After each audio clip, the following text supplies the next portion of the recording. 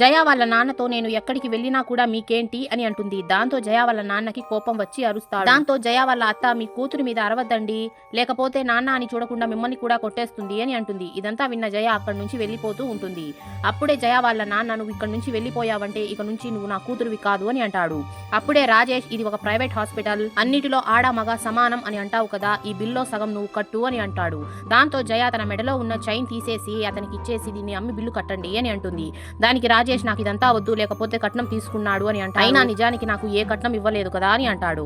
ఇది విన్న జయ వాళ్ళ నాన్న ఏమంటున్నావు రాజేష్, నువ్వే కదా కట్నం ఏమీ వద్దు అన్నావు అని అంటే దానికి రాజేష్ వాళ్ళ అమ్మ కట్నం వద్దు అనడం మా సంస్కారం, మీ కూతురికి మీరు కట్నం ఇవ్వడం అది మీ సంస్కారం అని అంటుంది.